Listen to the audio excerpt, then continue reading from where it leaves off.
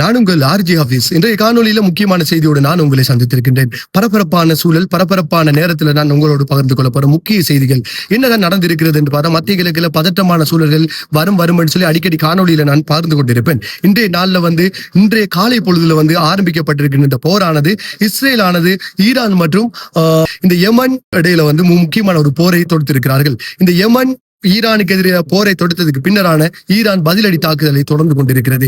இப்ப மத்திய கிழக்கில் ஒரு பதற்றமான சூழல் தொடர்ந்து கொண்டிருக்கிறது. இந்த பதற்ற சூழல் தொடரும் பட்சத்தில் இன்னும் பல உயிரிழப்புகளும் பல சேதங்களும் நடக்க வாய்ப்புகள் இருப்பதாக கிடைக்கப்பட்ட செய்திகள் தெரிவிக்கின்றன. முக்கியமா ஈரானுடைய இலக்காக மத்திய கிழக்குடைய முக்கியமான பகுதிகள் குறிவைக்கப்பட்டிருக்கின்றன. மத்திய கிழக்கில் இருக்கிற அமெரிக்கனுடைய பேஸ்மெண்ட் எல்லாத்தையுமே தகர்த்தெறியப்பட்டிருக்கிறது. ஒரே தரத்துல 5 நாடுகளுடைய பட்டியல் காணப்படுகிறது. இதுல முக்கியமா கத்தாருடைய பெரிய பேஸ்மெண்டான உதயத்துடைய பேஸ்மெண்டையும் தெரிந்திருக்கிறார்கள். இது முக்கியமான சில பஹ்ரைன், அதே போல குவைத், அதே போல UAE ஐக்கிய அரபு அமீரகம், முக்கியமா சவுதியிலேயும் அமெரிக்காவுடைய பேஸ்மெண்ட் எல்லாம் தெரிந்திருக்கிறார்கள். இன்றைய நாளில் தாக்குதல் அதிகரித்துக் கொண்டிருக்கின்றன. உயிரிழப்புகள் ஈரான் சார்பில் 52 பேர் உயிரிழந்திருக்கிறார்கள். ஒரே பாடசாலையில 45 மாணவர்கள், மொண்டசரி மாணவர்கள் உயிரிழந்தமை வருத்தத்துக்குரிய விடயமா இருக்கிறது. தொடர்ந்து உயிரிழப்புகள் அதிகரித்துக் கொண்டிருக்கின்றன. ஈரானும் அதே போல அதுக்கு பதில தாக்குதல்கள் நடத்தி கொண்டிருக்கிறார்கள். ஈரானுக்கு எதிரான கூட்டு தாக்குதலை அமெரிக்கா மற்றும் இஸ்ரேல் இணைந்து தாக்குதல் நடத்தி கொண்டிருக்கின்றன.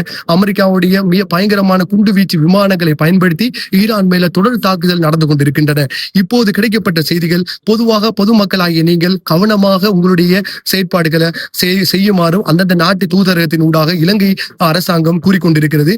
உங்களுடைய செயற்பாடுகள் தேவையற்ற பயணங்களை தவிர்த்து பாதுகாப்பான இடங்களுக்கு நீங்கள் இருக்குமாறும் இலங்கை அரசாங்கத்தின் ஊடாக, எம்பசியின் ஊடாக தெரிவிக்கப்பட்டிருக்கின்றது. சோ உங்களுடைய தொழில் நிமித்தமாக வேலைக்கு சென்றிருப்பவர்கள் இந்த பதட்டமான சூழல் அதிகரிச்ச பண்ணம் இருக்கும் பொழுது ஒவ்வொரு நாடுகளும் தன்னுடைய நாட்டு குடிமக்களுடைய பாதுகாப்பை அந்தந்த நாட்டு அரசாங்கத்திடம் உறுதிப்படுத்தியிருக்கிறார்கள். சோ ஒவ்வொரு நாட்டுடைய அரசாங்கமும் அவர்களுக்கு தேவையான பாதுகாப்பை வழங்கி கொண்டிருக்கிறார்கள்.